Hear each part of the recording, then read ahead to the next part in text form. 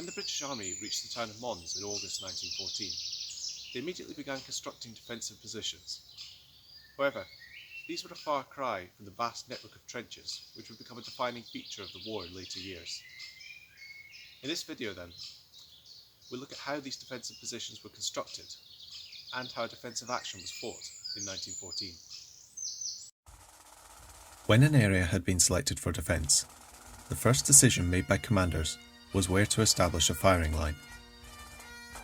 Unlike in the attack, this didn't need to be a single continuous line, but could be made up of many smaller bodies in positions selected for their tactical advantage. For example, at the Battle of Mons, the 4th Royal Fusiliers chose positions along the canal to protect Nimy Bridge, but other battalions dug in on the edge of the town, where raised areas of ground allowed them the widest field of fire. When preparing these positions, a number of things had to be considered. Avoiding placing any troops on the skyline was crucial, but this became difficult on flat expanses of farmland like those found in Belgium. Ground sloping down towards the enemy was useful, as it made a trench at the foot of the slope easy to conceal, but it was often avoided, as low-lying trenches limited the field of fire, and retreat back up the slope would greatly expose the men. The best position was where the ground naturally concealed the men from the enemy, and where they could achieve the widest field of fire. Some areas of a unit's front could even be left entirely unmanned if the ground was not favourable, and protected by crossfire from stronger positions either side, especially with machine guns, and this practice continued even during the later period of trench warfare in areas where the ground prevented trenches from being dug. This was one of the many situations where junior officers were allowed to use their best judgment, with senior commanders refraining from interfering with the siting of defensive positions. Indeed, it was left up to the individual men to ensure that their position was made as effective as possible and that nothing prevented them from using their rifles properly. Defensive positions could take many forms.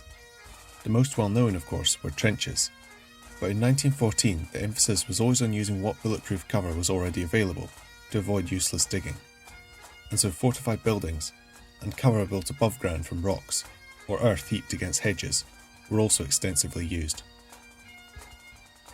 When trenches were dug, they didn't need to be particularly deep, sometimes only being required to cover a kneeling man. But the parapet had to be bulletproof, and if possible, overhead cover was built to protect from shrapnel. This was to consist of 9 to 12 inches of earth, supported by wood or corrugated iron. If it was possible to dig a continuous line of trenches, traverses were put in at regular intervals. Concealment of all positions was essential, and measures such as scattering loose earth over the parapets and making overhead cover with branches and vegetation were used.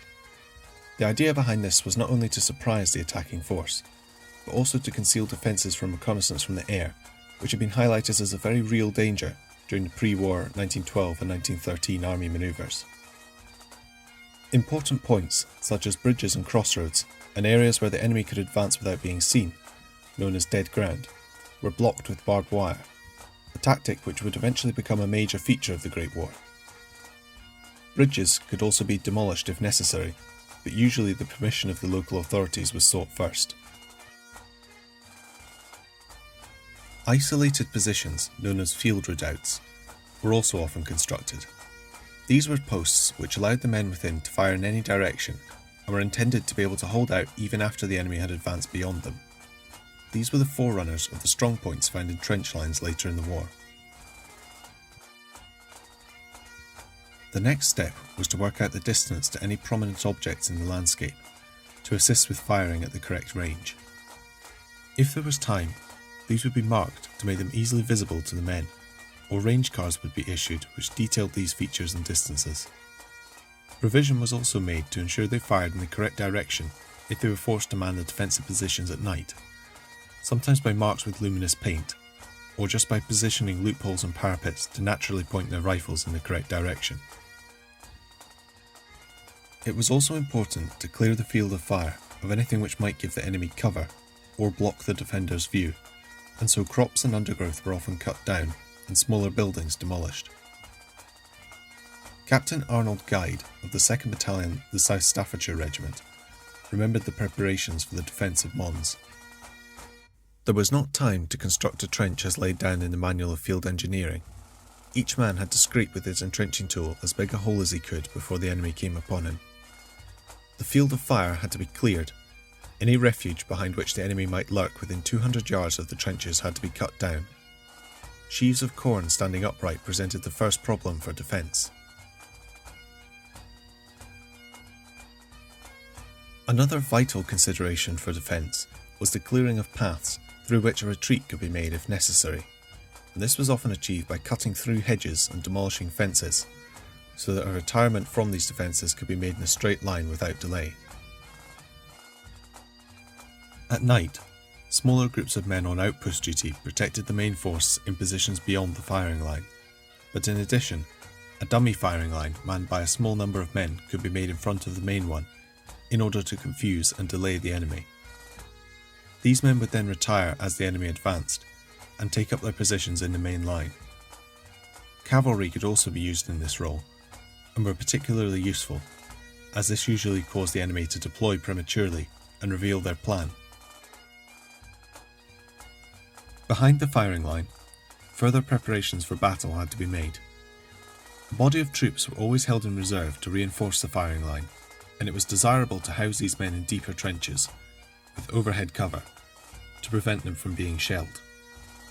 Aid posts were also set up, as well as paths for resupplying ammunition and water.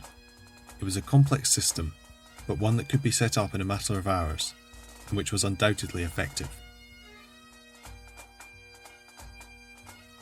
Therefore, we see that the British Expeditionary Force was very well prepared for the prospect of a defensive battle, as well as more mobile warfare.